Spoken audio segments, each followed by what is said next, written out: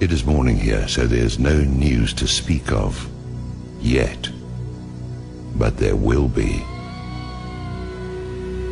It's clear as crystal that the root of all evil is exactly that, and those in whom it is blooming are the enemy of humanity. The bankers are the problem. The bankers manufacture recessions and depressions to exert a greater control over social and political structures. The bankers create and finance the wars on both sides of the conflicts. The bankers orchestrate famine, poverty, and want. The bankers control the policies that control the media and the education system that is operated to maintain ignorance in the public so that they can be shorn like sheep. The bankers launder the drug money and keep drugs illegal. The bankers are the problem. The international banker is the scum of the earth, and they have to be brought to account. What will accomplish this? There are several possibilities. One of them is a real run on Wall Street, where the public goes into their offices and dispenses frontier justice on their person. The other is some kind of cosmic intrusion of forces that I won't begin to speculate on. And the other is some kind of financial miracle in which they actually wind up broke. But I don't know how something like that would work. The most likely is a combination of the first two, where the second channels through the first. Once the cost of food, lodging, and fuel hits a certain point, the public will be universally galvanized by the force that builds up from the pressure of their asses against the wall. We can be there in a few days. Once the system begins to collapse, it will have its own speed of free fall, and things will move at a spectacular rate of change. It will be like the way weather can suddenly transform in the South Seas. At the point when this begins to occur, the probability of global conflict will accelerate to maximum thrust. This is the primary truth about imperial currency activity. When the money goes south, violent attention goes east. Yes, maybe it will all just limp along on crutches while plastered with band-aids, but that goes contrary to the mathematics.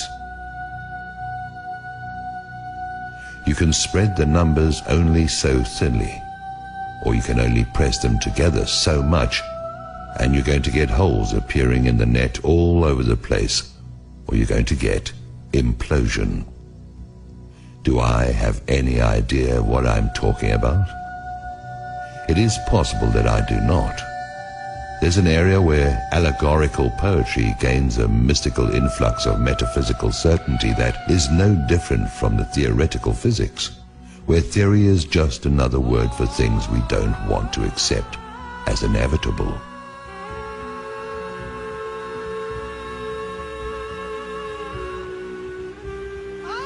Maybe freedom's just another word for no one left to screw. It stands to reason that sooner or later the public will have no further option but to declare open season on the bankers. They'll be hunted down as the be-all and end-all of everything dangerous and wrong. They are a plague and a pestilence as bad as any epidemic. They are the whiskey and yellow fever blankets on the reservations of ordinary life. They are anthrax masquerading as sweet and low. They are the long-standing source of the majority of humanity's problems and have little competition except for the ubiquitous presence of ignorance and impossible dreams. Whoever these bankers are, that is who they are. When the shit hits the fan, as it is going to do at any moment, the guilt of the banksters is going to stand out like zits on a beauty queen.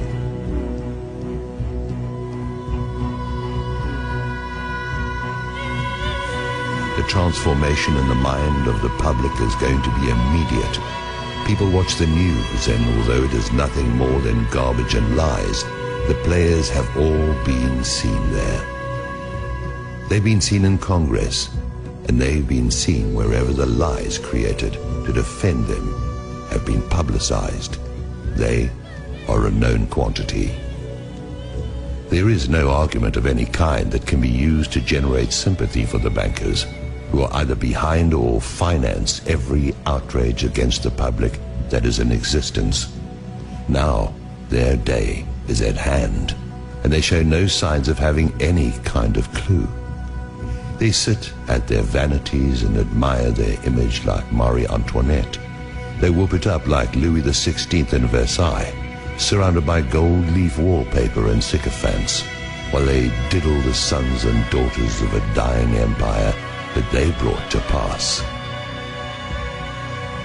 There is mercy to be found here, but none of it can be for the banksters who have acted with none in their intentional efforts to beggar, mutilate, maim and destroy anyone and everyone who is not them.